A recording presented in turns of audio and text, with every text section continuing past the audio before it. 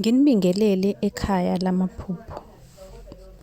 Obuzile kwi-comment ubuze ngenkomo ukuthi uma uphuphe inkomo ngabe-ke lokho kubika ukuthini. Kodwa-ke ngizozama ngichaze ngendlela ey'hlukahlukene nanokuthi inkomo umbala wayo usukunjani ukuze sizophenduleka sonke cause khona abanye babuze ngokuthi isuke inombala onje isuke yenzani.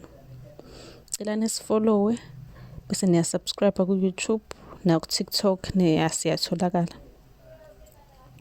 Inkomo-ke uma uyiphupha nje ibomvu, ubona inkomo ebomvu, lelo kusuke kuyithonga lakomalume wakho elibheke wena.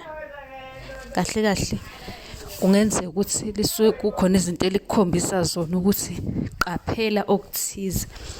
Kusho ukuthi ithongo lasekhaya komalume, lasekhaya komama likubhekile. Omunye-ke mhlampe ngabuza ukuthi mina nginokuphupha inkomo emhlophe. Ngabe lokho kusuke kusho ukuthini? Uma emhlophe nje qwa, idlozi elihle nje lelo. Siyazi inkomo emhlophe ikhona. Idlozi elihle thizeni nje elihamba nenhlahla nje ongase uyithole. Kusho ukuthi izinto zakho ziyakhanya, kunedlozi elithile elikuwena elikuvulela iy'nhlahla. Ebese omunye-ke mhlampe eyabuza-ke ngenkomo emnyama. Into enokumnyama siyazi ukuthi kusuke kuyisinyama, yibhadi, kodwa ngoba yonke inkomo ephuphayo kusuke kuyidlozi. So kahle kahle kusuke kuyidlozi elingcolile elibi, inkomo emnyama. Noma kube ukuthi idlozi eligoquliwe. Liguqulwe ngendlela yokuthi likusebenzele kodwa lisebenzele ukuthi lenze izinto ezimbi, likwenzise izinto zobumnyama. Bese kuyenzeka-ke uma uphuphe inkomo izala. Kanti kuyenzeka ukuthi wena ukhulelwe. Noma ngithi umuntu othandanayo ukhulelwe.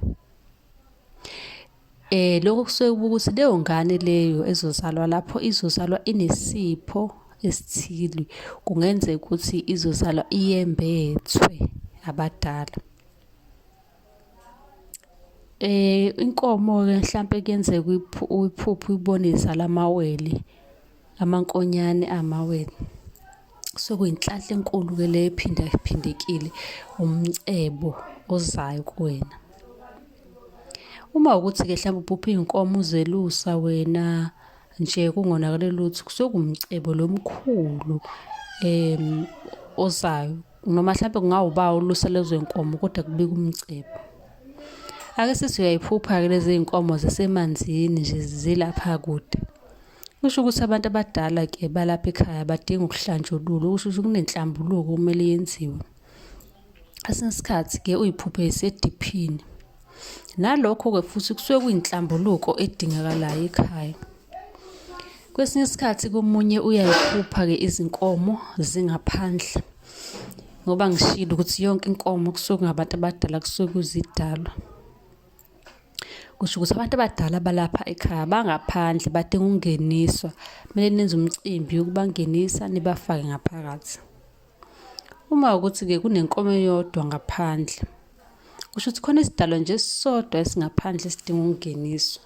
Ngiphendula njalo-ke ama-comment abantu ababuzile la ukuthi kahle kahle inkomo kusuke kuyabantu abadala, kodwa-ke bese kuye ngokuhlukahlukana njengoba ngichazile nje konke. Kuyenzeka kwesinye isikhathi sothi yayiphupha iyakugijimisa ikukhipha ngesango kubi kubi. Kungenzeka ukuthi awubikiwe kulowo muzi.